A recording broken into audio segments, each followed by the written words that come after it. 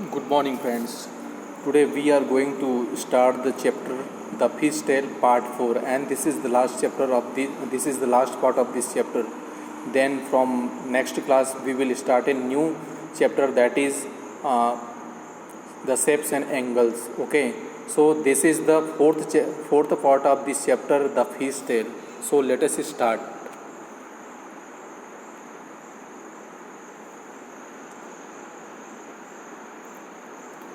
In this chapter, we will complete the text book from page 12 to 15.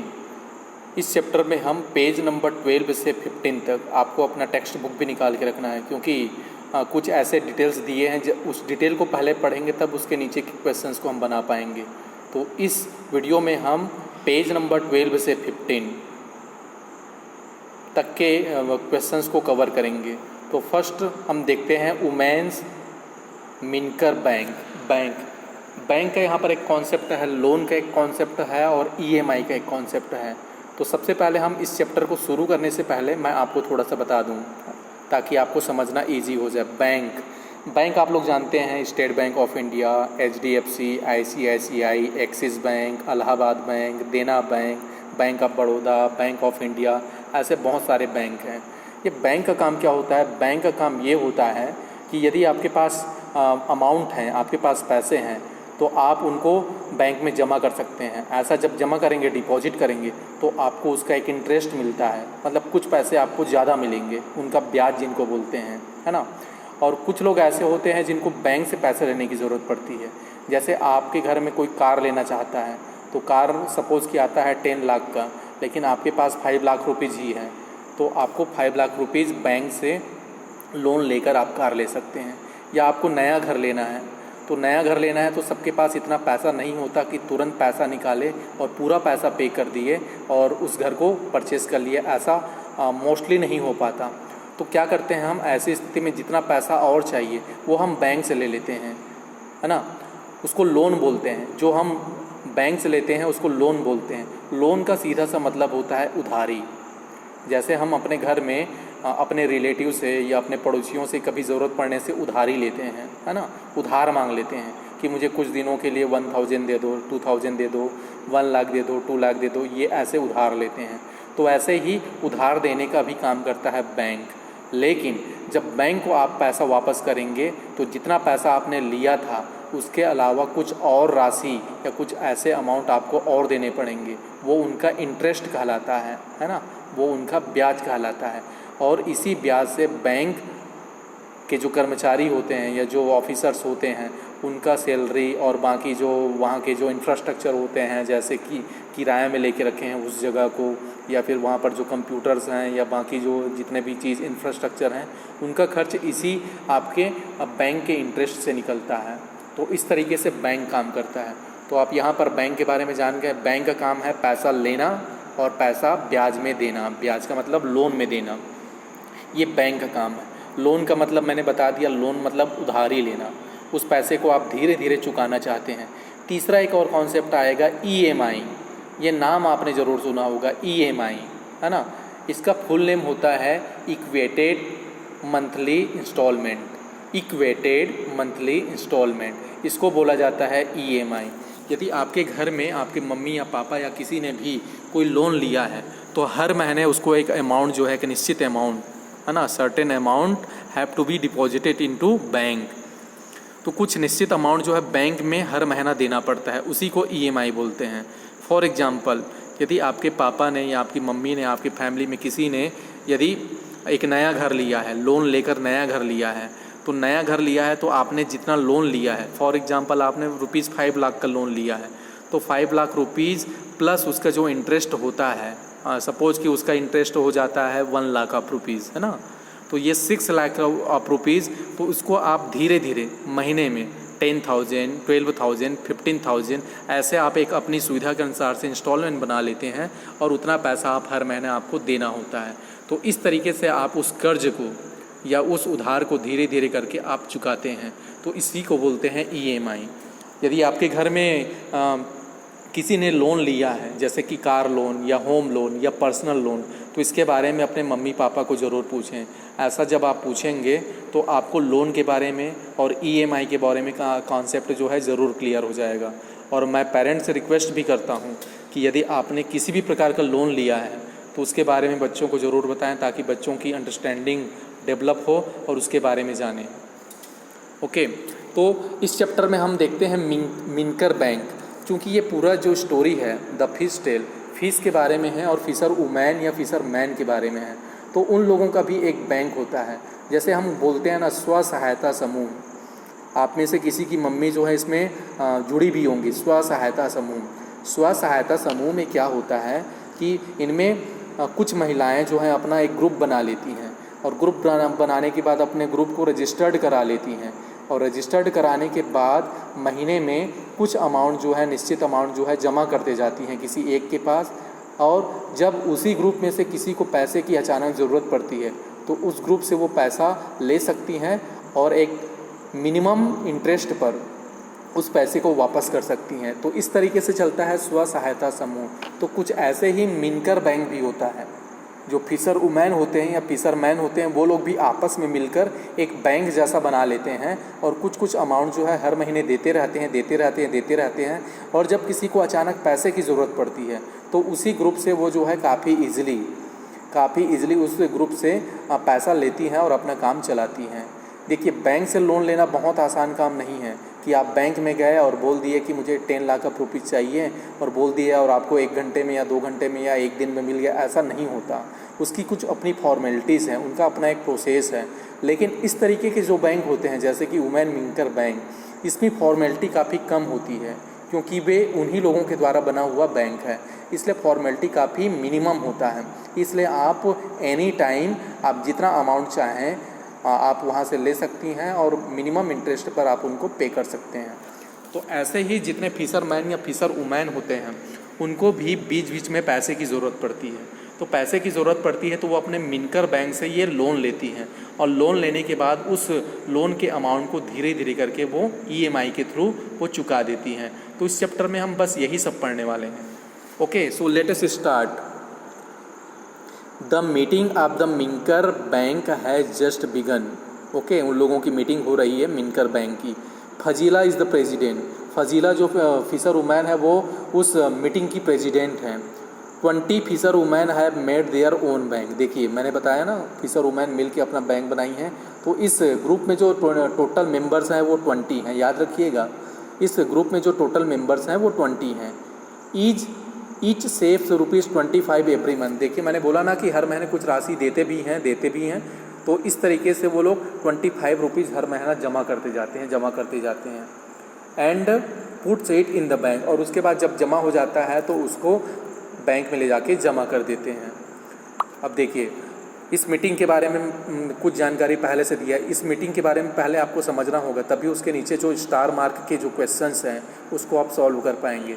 तो सबसे पहले मैं आपको बता दूं कि ये स्व सहायता समूह जैसे ही मिनकर बैंक है ना, इन लोगों की मीटिंग भी होती है और मीटिंग होने के बाद ये लोग डिसाइड करते हैं कि कितना उनको मंथली कंट्रीब्यूट करना है, किसको लोन देना है और कितना देना है, ये सब ये डिसाइड करते हैं। ओके, तो इस मीटिंग में जो अभी प्रेसिडेंट है वो फजीला है, उन्हीं में से प्रेसिडेंट बनते हैं। तो अभी जो उस मीटिंग की प्रेसिडेंट है वो फजीला है। तो फजीला इस मीटिंग की प्रेसिडेंट है और इस पूरे मीटिंग में जो है 20 फिशर वुमेन है, मतलब इस ग्रुप में टोटल 20 फिशर वुमेन है ना। और वो लोग हर महीने जो है ₹25 का कंट्रीब्यूशन करते हैं। तो इतनी चीज़ें आपको समझ में आ गया कि टोटल मेंबर्स हैं 20 और कंट्रीब्यूशन जो हर महीना करते हैं वो है 25। बस इतनी चीज़ें समझनी है। अब इसके नीचे जो क्वेश्चंस दिया हुआ है आप उसको ईजिली कर सकते हैं। Okay, let us read the question first. How much money does the group collect each month. एक बार में समझ में नहीं आया, repeat again. How much money does the group collect each month. तो ईच मंथ का मतलब होता है हर महीना कितना कलेक्शन हो जाएगा। ₹25 हर महीना देते हैं, हर एक मेंबर ₹25 हर महीना देता है।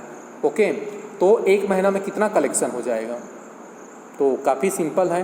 Total members in the group, solution देखिए आप लोग। Total members in the group ये हैं 20, क्वेश्चन में ही बता दिए हैं, है ना। अमाउंट कलेक्टेड ईच मंथ, कितना रुपए कलेक्शन होता है ईच मंथ, ₹25 होता है। So total collection in the group, तो ग्रुप में टोटल कितना कलेक्शन होगा? पहला मेंबर 25 रुपीज़ दिया, दूसरा मेंबर भी 25 दिया, तीसरा भी 25 दिया, चौथा भी 25, पाँचवा भी 25, छठवा भी 25, इस तरीके से 20 मेंबर्स जो है 25, 25, 25, 25, कब तक 25? 20 टाइम तक 25, तो 25 plus 25 plus 25 plus 25 repeated addition है ये। 25 को आपको 20 टाइम ऐड करना है यदि सिंपल एडिशन करें तो, लेकिन इसी का नाम तो मल्टीप्लिकेशन है, तो इसलिए हम यहाँ पर कर देंगे 25 इंटू 20 मेंबर्स 25 रुपीज़ कलेक्ट करते हैं ईच मंथ, तो 25 into 20, now you have to simply multiply it, okay. तो 25 इंटू 20, इसको जब हम सॉल्व करेंगे तो हमारा आंसर आता है 500। सो ₹500 is collected by the members, तो हर महीने उस ग्रुप में जो कलेक्शन होता है वो 500 रुपीज़ हो जाता है टोटल कलेक्शन। हर महीने उस ग्रुप में जो कलेक्शन होता है वो 500 रुपीज़ होता है टोटल कलेक्शन। तो ये पहला वाले स्टार मार्क क्वेश्चन का सॉल्यूशन था। इसके नीचे एक और स्टार मार्क है जिसका सॉल्यूशन हम देखते हैं। So first read the question, how much money will be collected in 10 years? How much money will be collected in 10 years? यदि ऐसा ही चलता रहा कि 20 मेंबर जो है हर महीने 25, 25, 25 देते रहे और ऐसा यदि 10 ईयर तक चलता रहा तो 10 ईयर तक चलते चलते चलते उनके पास कितना कलेक्शन हो जाएगा? काफ़ी सिंपल सा क्वेश्चन है। तो अभी हमने निकाला इससे पहले वाले क्वेश्चन में कि हर महीने उसके पास 500 का कलेक्शन आ रहा है ना। हर महीने उनके ग्रुप में 500 का कलेक्शन आ रहा है, तो सबसे पहले 1 ईयर में कितना आएगा ये निकाल लेते हैं। तो 1 ईयर में कितने मंथ होते हैं? How many months in 1 year? जनवरी से दिसंबर काउंटिंग कीजिए। How many months in 1 year? January to December. So total month is 12 month. तो सबसे पहले हम निकाल रहे हैं कि 1 ईयर में कितना कलेक्शन होगा। So keep it in mind, the question is asking in 10 years but we are going to solve for 1 year first. हम जो है 1 ईयर का कलेक्शन पहले हम निकाल रहे हैं, उसके बाद हम इंटू 10 कर देंगे, ठीक है। तो ईच मंथ कलेक्शन अभी हमने सॉल्यूशन किया था इससे पहले, ईच मंथ का कलेक्शन 500 आया, तो each month collection ₹500। Now 1 year का कलेक्शन, 1 ईयर मतलब 12 मंथ, जो मंथ में बता रहे हैं तो मंथ में ही निकालते हैं। तो 12 मंथ कलेक्शन हो जाएगा 500 इंटू 12। तो 500 इंटू 12 इनको जब आप सॉल्व करेंगे तो आपका आंसर आएगा ₹6000। ₹6000। तो क्वेश्चन 1 ईयर का नहीं पूछ रहा है, क्वेश्चन 10 ईयर का पूछ रहा है। अब चूंकि हमने 1 ईयर का निकाल लिया है, 1 ईयर का कलेक्शन है ₹6000, तो 10 ईयर का निकालना है। सो 10 year collection will be 6000 into 10, 6000 into 10। So the answer will be, if you solve 6000 into 10, you will get answer 60,000. So the answer is 10 year collection will be ₹60,000. 10 year में उनके group में 60,000 रुपये collection हो जाएगा। ये अभी हमने निकाला स्टार मार्क नंबर 2 का सॉल्यूशन। इसके जस्ट नीचे दिया है practice time. Okay, read the question. Gracy 2 के लोन, अब देखिए लोन, बैंक और EMI की बात आ रही है। अभी हमने सबसे शुरू में इसके बारे में पढ़ा है, तो इसकी ज़रूरत अब हमको अब इस क्वेश्चन में पड़ रही है। ग्रेसी 2 के loan of ₹4000 to buy a net मतलब फिश पकड़ने का वो एक जाल होता है, आप लोग देखे होंगे तालाब में जब डालते हैं ऐसे जाल, उसको बोलते हैं नेट। सी पेड बैक ₹345 एवरी मंथ, जो एवरी मंथ जो लिखा है ना वही EMI है, मतलब इस क्वेश्चन में EMI ₹345 का है for 1 year. How much money did she pay back to the bank? मैंने आपको बताया था, एक बार फिर से बता देता हूँ। बैंक का काम क्या है? बैंक का काम है पैसे जमा करना और लोन देना, ये 2 ही काम है बैंक के। जिनके पास पैसे ज़्यादा है वो पैसे अपना जमा कर देते हैं वहाँ, क्योंकि बैंक में आपका अमाउंट सेफ एंड सिक्योर रहता है और इसके साथ साथ आपको इंटरेस्ट भी मिल जाता है। और जिनको पैसे की ज़रूरत है, जैसे कोई प्रॉपर्टी खरीदते हैं, कोई कहीं पर घर खरीद रहे हैं, कहीं कार खरीद रहे हैं, या कहीं पर्सनल कोई चीज़ खरीद रहे हैं, जैसे TV, fridge, washing machine, cooler, ये खरीद रहे हैं, इसके लिए भी लोन मिलता है ना। तो यहाँ पर ये फिशर वुमेन जो है नेट खरीदने के लिए, मछली पकड़ने का जाल खरीदने के लिए लोन ले रही है बैंक से, है ना। तो यहाँ पर 3 चीज़ें आ रही है। सबसे पहला आ रहा है बैंक के बारे में बता दिया मैंने। लोन मतलब उधार लेना, उसको आप धीरे धीरे करके चुकाना है।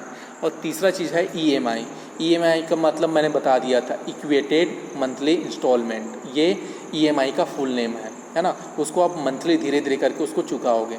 और चौथा चीज़ है इंटरेस्ट। आपने जितना लोन लिया था उतना ही चुकाओगे तो बैंक को फ़ायदा क्या हुआ, फिर बैंक कैसे चलेगा फिर।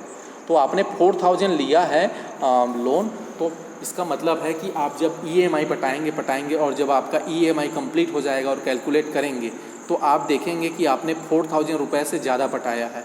वो ज़्यादा इसलिए क्योंकि आपको इंटरेस्ट देना पड़ता है, और उसी इंटरेस्ट से ही बैंक एम्प्लॉय अपना सैलरी निकालते हैं, अपने बैंक का किराया देते हैं और बाकी जो इंफ्रास्ट्रक्चर होते हैं उसको मेंटेनेंस करते हैं। ओके, तो ये इंटरेस्ट लेना भी बहुत ज़रूरी है। तो ये 4 चीज़ें हैं, पहला है बैंक, दूसरा है लोन, तीसरा है EMI और चौथा है इंटरेस्ट। तो ये ग्रेसी के बारे में एक बार फिर से इस क्वेश्चन को पढ़ लेते हैं, फिर सॉल्व करेंगे। ग्रेसी टू के लोन ऑफ ₹4000 का लोन ली है Gracy to buy a net. क्यों ली है? नेट खरीदने के लिए, मछली पकड़ने का जो नेट आता है उसको खरीदने के लिए। सी पेड बैक ₹345 एवरी मंथ। ये जो एवरी मंथ लिखा है वही EMI है। इसका मतलब है वो हर महीना 345 बैंक में जमा करती है। देखिए ली तो है 4000, लेकिन हर महीने वो कितना दे रही है? 345। कब तक देती है? फॉर 1 ईयर, 1 साल तक ऐसे वो देती रहती है।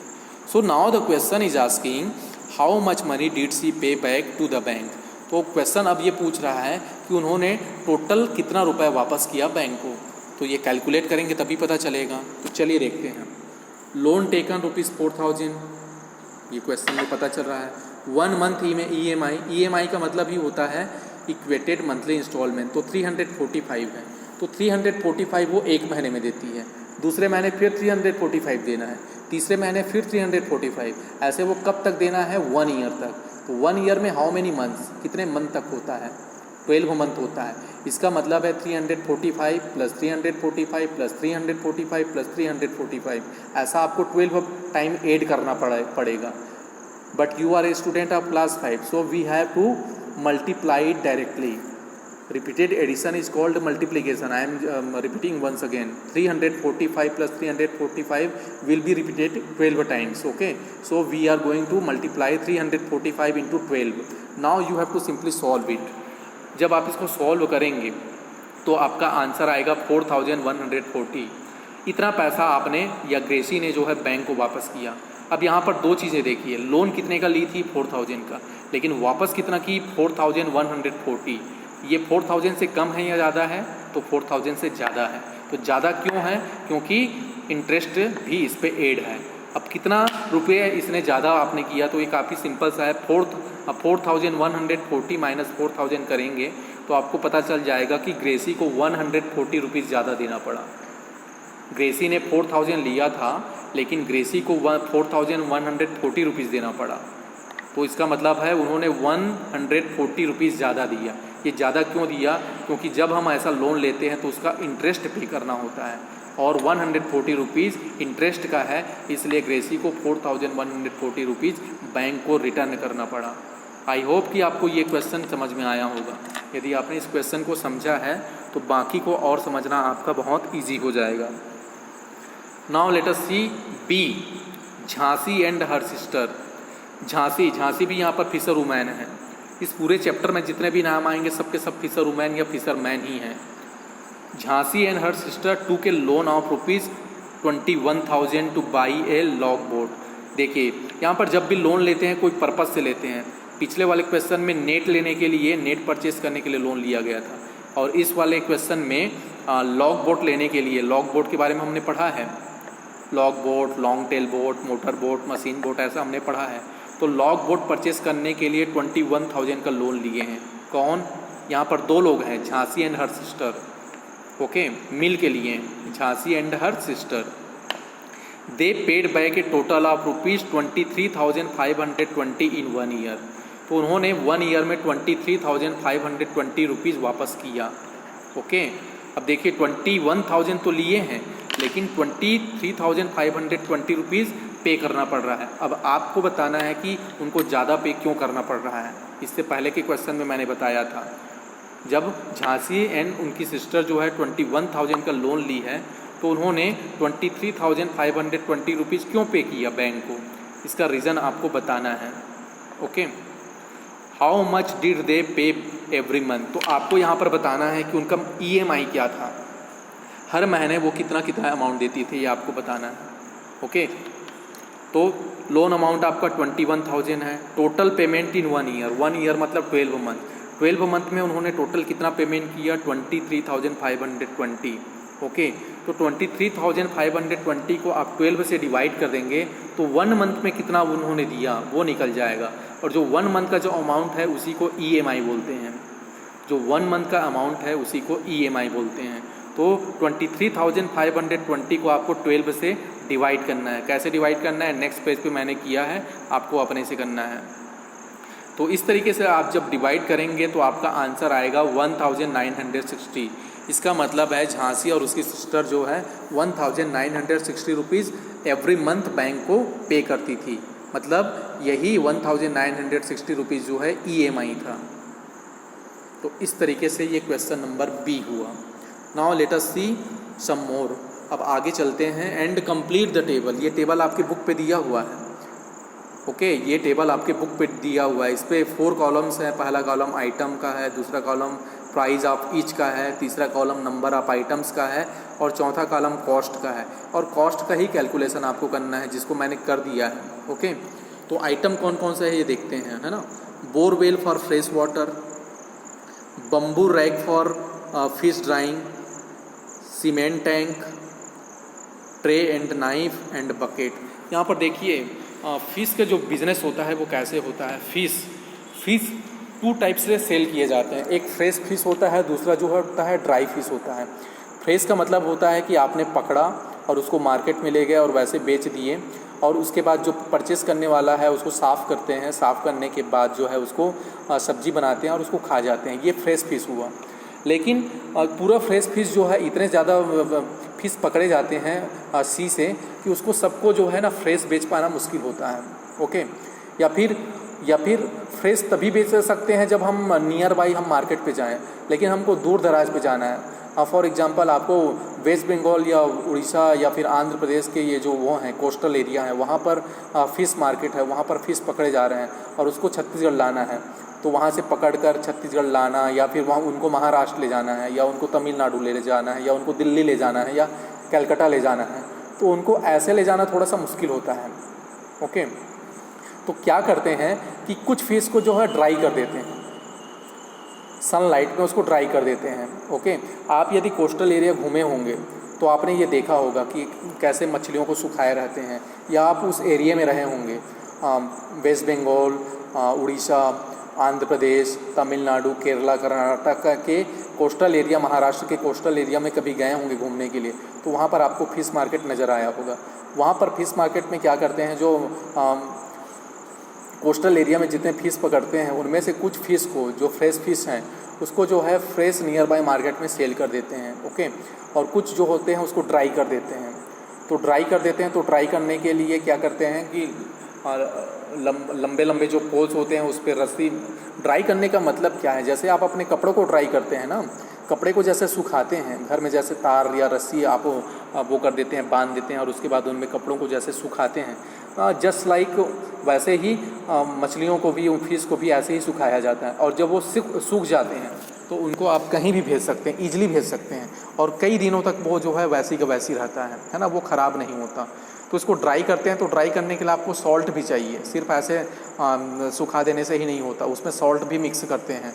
जैसे कि आपके घर में जब अचार बनाते हैं, है ना, तो अचार में सॉल्ट भी डालते हैं, सरसों भी डालते हैं, मिर्ची भी डालते हैं, सरसों का तेल भी डालते हैं, है ना, इस तरीके से बहुत सारे आइटम्स डालते हैं, है ना। तो ये क्यों डालते हैं, उसको प्रिजर्व करने के लिए। और प्रिजर्व करने से देखना आपका अचार जो है 4 महीना, 6 महीना, 1 साल, 2 साल, 3 साल, 4 साल, 5 साल तक भी ख़राब नहीं होता। तो वैसे ही फ़िश को ड्राई करते हैं और उसमें प्रिजर्वेटिव के रूप में सॉल्ट मिलाते हैं। तो इस तरीके से जो अब उनका जो फ़िश का बिजनेस है वो चलता है। तो ये जो टेबल है उसी से रिलेटेड है ना। जैसे फ़िश आपको वो करना है, पालना है और उसको ड्राई करना है, तो उसके बिजनेस के लिए जैसे बोरवेल फॉर फ्रेश वाटर, जैसे आपको फ़िश पालना है तो आपको बोरवेल चाहिए। बोरवेल का मतलब है जिससे आप पानी जो है अपने पॉन्ड पे या अपनी छोटी तालाब पे आप उस पर पानी डाल सकें। फ्रेश वाटर, ऐसा नहीं कि एक बार पानी भर दिया और वो चलते रहेगा, ऐसा नहीं, उसमें आपको बीच बीच में उसको रिप्लेस करना पड़ता है। Bamboo rack for drawing fish. Okay, bamboo rack for drawing fish. जैसे बम्बू मतलब बांस के जो खंभे हैं, पोल्स हैं, आपको ऐसे गड़ाने पड़ते हैं और उसमें रस्सी बांधना पड़ता है और उसमें फिश को लटकाना पड़ता है और उसको तेज़ धूप में सनलाइट पे ऐसे छोड़ दिया जाता है, कई दिन तक ऐसे छोड़ देते हैं, है ना। तो इस तरीके से उसको ड्राई किया जाता है। सीमेंट टैंक, सीमेंट का टैंक भी चाहिए उनको धोने के लिए। जो फ्रेश फिश है उनको पकड़ के लाते हैं, उनको धोने के लिए सीमेंट का टैंक भी चाहिए। ट्रे एंड नाइफ भी चाहिए उसको काटने के लिए। जैसे जो वेस्ट आइटम्स होते हैं उनको काटने के लिए, या उसके अंदर के जो अनयूजेबल जो पार्ट्स होते हैं उनको काटने के लिए, उनको निकालने के लिए नाइफ़ चाहिए, और उनको सुखाने के लिए ट्रे भी चाहिए। बकेट भी चाहिए, इधर उधर ट्रांसपोर्ट करने के लिए, यहाँ से वहाँ ले जाने के लिए आपको बकेट भी चाहिए। तो इस तरीके से इसका बिजनेस चलता है ना। तो इसका एक्सपेक्टेड आपको कॉस्ट निकालना है, प्राइस ऑफ ईच, है ना। तो प्राइस ऑफ ईच, तो borewell for fresh water, borewell आपको कराना है, कितना बोरवेल कराना है, एक कराना है, और एक बोरवेल कराने का यहाँ पर कॉस्ट दी है 3000 रुपीज़। एक बोरवेल आपको कराना है तो 3000 रुपीज़। ये इट्स ओनली फॉर प्रैक्टिस, ये प्रैक्टिस के लिए है, एक्चुअल में इसका कॉस्ट बहुत ज़्यादा है। Bamboo rack for fish drawing, तो ये 2000, एक बम्बू का 2000 पड़ रहा है। तो ऐसे ही आपको बम्बू रैक बनाना है, 20 बम्बू रैक बनाना है ना। सीमेंट टैंक, तो एक सीमेंट टैंक का 1000 पड़ रहा है, ऐसे आपको 4 सीमेंट टैंक बनाने हैं। ट्रे एंड नाइफ, एक ट्रे एंड नाइफ का आपको ₹300 पड़ रहा है, तो ऐसे आपको 20 चाहिए, 20 सेट चाहिए। बकेट एक का 75 पड़ रहा है, तो ऐसे ही आपको 20 चाहिए। तो आपको ये कॉस्ट वाले कॉलम में आपको price of each into number of items करना है। तो जैसे 3000 इंटू 1, तो क्या होगा 3000 इंटू 1, तो आपका आया 3000। 2000 इंटू 20, 2000 इंटू 20, तो ये आपका आएगा ₹40,000। 1000 इंटू 4, तो 1000 इंटू 4, तो आपका आएगा 4000। नेक्स्ट 300 इंटू 20, तो ये आएगा 300 इंटू 20 6000।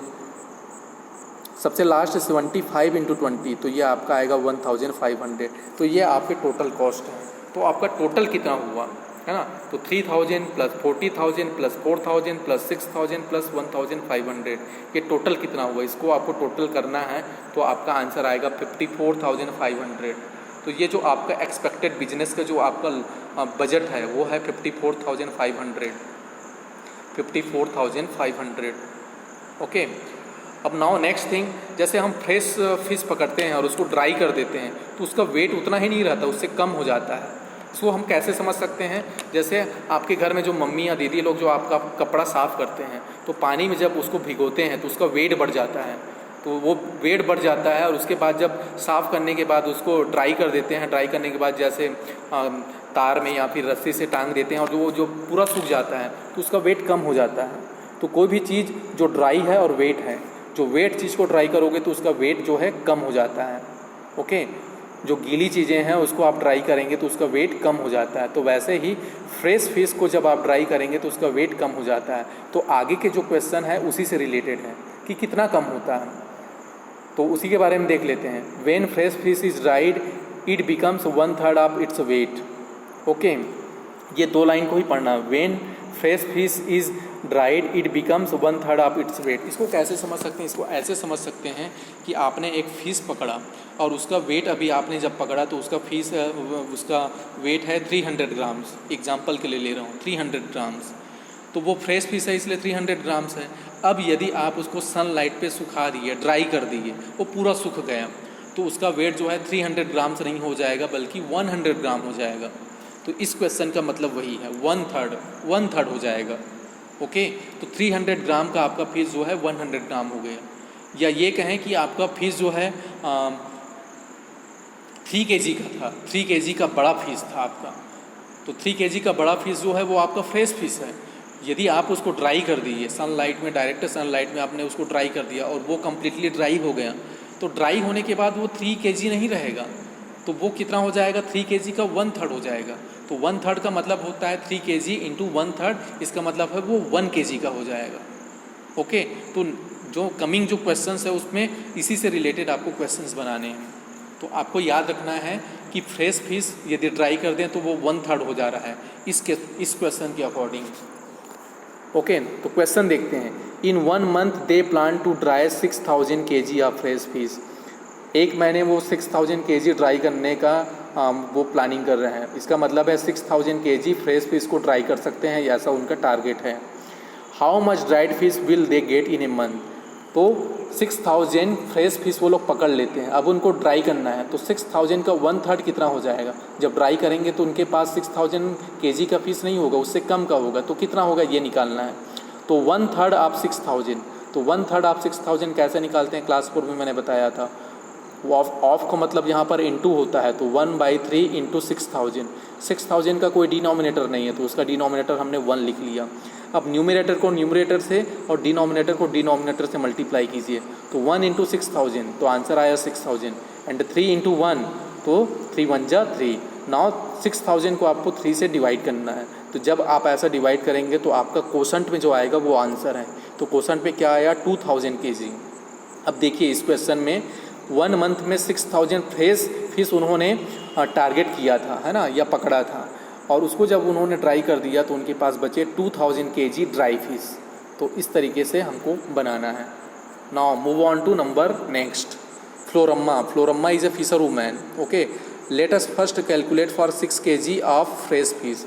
तो यहाँ पर इस टेबल के अकॉर्डिंग कुछ दिया हुआ है, उसका रेट दिया हुआ है। ड्राई फिश का रेट अलग है और फ्रेश फिश का रेट अलग है। जनरली ड्राई फिश का रेट ज़्यादा होगा और जो फ्रेश फिश है उसका रेट कम होगा। आपको याद रखना है, ड्राई फिश का रेट ज़्यादा होगा और फ्रेश फिश का रेट कम होगा। तो यहाँ पर उसका रेट दिया हुआ है, we buy fresh fish for. तो फ्रेश फिश का रेट है यहाँ पर 15 रुपीज़ पर kg और ड्राई फिश का रेट है यहाँ पर 70 रुपीज़ पर kg। मैंने बताया था ड्राई का ज़्यादा होगा और फ्रेश का कम होगा। तो इस टेबल के अकॉर्डिंग आपको नीचे के इन्फॉर्मेशन आपको देने हैं। We dry 6 kg fresh fish for to get. पहला, we dry 6 kg fresh fish. तो 6 kg फ्रेश फिश हमने ड्राई किया तो इसका 1/3 हो जाएगा। मैंने बताया था ना 3 kg हमने किया है तो उसका 1 kg हो जाएगा। तो यहाँ पर 6 kg, तो 6 kg का 1/3, 6 इंटू 1/3, तो आपका आंसर हो जाएगा 2 kg dried fish. 6 kg fresh fish से हमको 2 kg ड्राइड फिश मिला। Next, for 6 kg fresh fish we have to पे।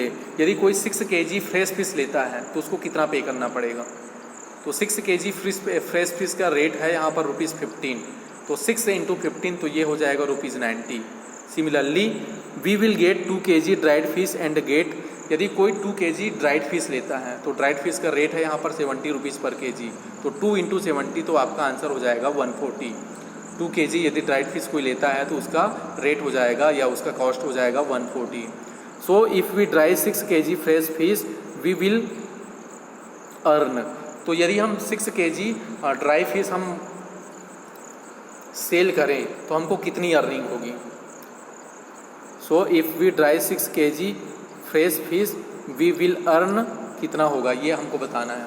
तो 6 kg फ्रेश फिश का रेट आपको हो जाएगा 6 इंटू 15 तो ये 90 हुआ, और 6 kg फ्रेश फिश से आपका 2 kg ड्राई फिश मिला, तो 2 kg ड्राई फिश का रेट हो जाएगा 2 इंटू 70, इसका मतलब है 140। तो 140 माइनस 90, तो आपको जो अर्निंग हो रही है वो ₹50 का है।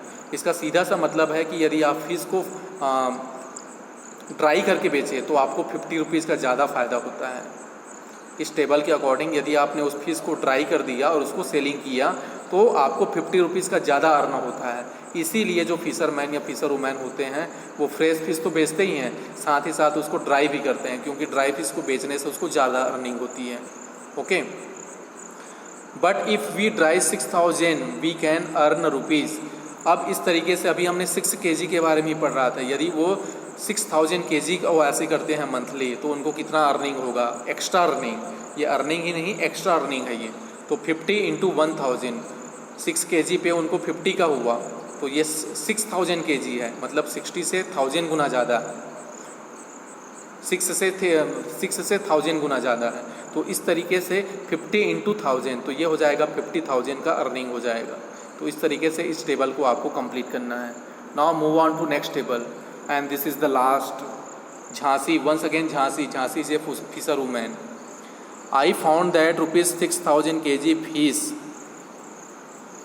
we would need 1500 kg salt every month, it's price is ₹2 पर kg। अब देखिए मैंने बताया था कि जो फ्रेश फिश है उसको ड्राई करना है तो उसके लिए आपको प्रिजर्वेटिव चाहिए, और प्रिजर्वेटिव ये लोग यूज करते हैं सॉल्ट मतलब नमक। तो नमक का जो रेट है वो ₹2 पर kg है ना। तो इसका कॉस्ट का कैलकुलेशन यहाँ पर करना है।